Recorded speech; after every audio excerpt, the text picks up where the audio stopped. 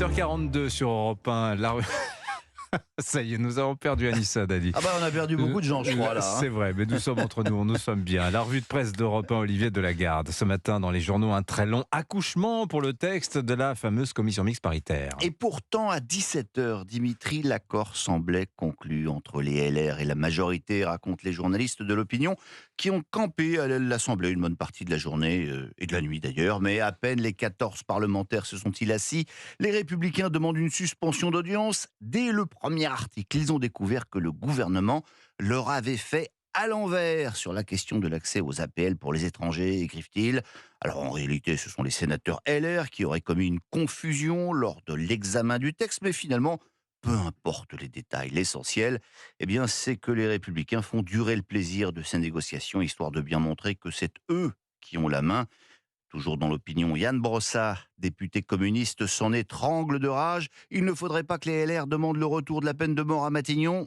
Il pourrait l'obtenir. Alors un autre texte apparemment âprement négocié est à la une de la Croix ce matin. Fiducia supplicans, la confiance suppliante, c'est le titre de ce texte publié par le Vatican en 5 langues hier, comme Gaspard Proust, est visé par le dicaster, qui n'a rien à voir avec Gaspard, dicaster qui n'est rien de moins que l'héritier de la Sainte Inquisition, nous signale Lou Bémond de Senneville, l'envoyé spécial permanent du quotidien à Rome.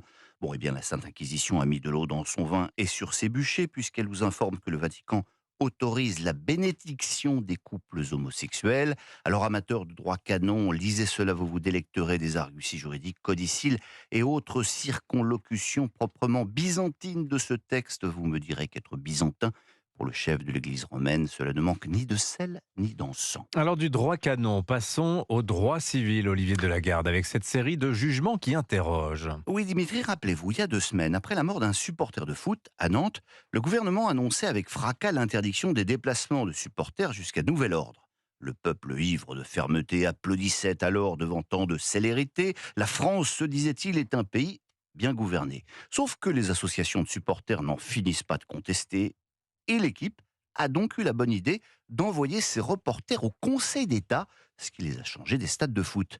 Nous voilà dans une salle donnant sur les jardins du Palais Royal, racontent Arnaud Herman et Charlotte Siriès.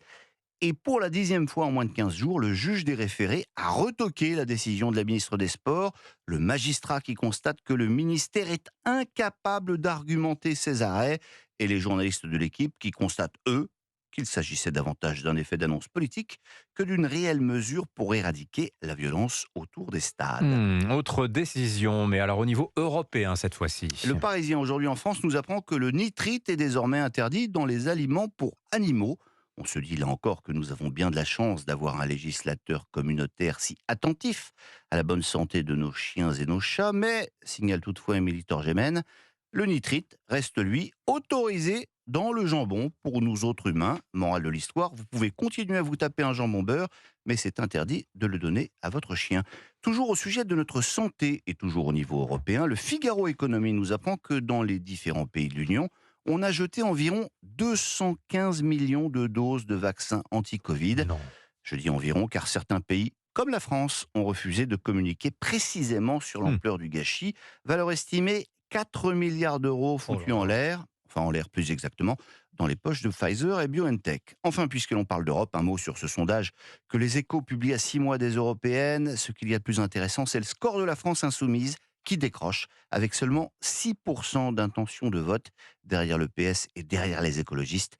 La gauche dans son ensemble créditée de seulement 29% des voix. On termine cette revue de presse, Olivier Delagarde, avec cette affaire qui se déroule au Conservatoire supérieur de musique de Marseille. Oui, si je vous dis qu'un enseignant est accusé d'agression sexuelle par 2 étudiants, vous allez me regarder d'un air un peu navré en me disant « Mon pauvre Olivier, faut sortir un peu, ce sont malheureusement des choses qui sont devenues d'une grande banalité. » Oui, sauf que là, ce n'est pas un enseignant, mais une enseignante qui est accusée. Et l'affaire fait grand bruit, à tel point que des mains anonymes collent des affiches dans les rues de la ville sur lesquelles on peut lire « Attention, prof violeuse au Conservatoire de Marseille ».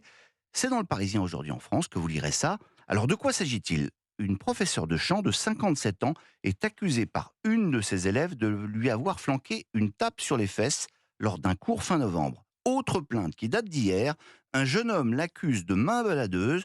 Selon lui, l'enseignante aurait notamment profité d'un exercice de chant pour poser ses mains à proximité de son pubis après lui avoir demandé de déboutonner sa ceinture. Elle lui aurait également donné une claque sur les fesses pour le féliciter après un exercice. Bref, et comme dit l'affiche, attention, prof violeuse. On attend avec impatience les commentaires des ligues de vertu féministes sur le sujet. La revue de presse d'Europe 1, Olivier Delagarde. Merci beaucoup, Olivier.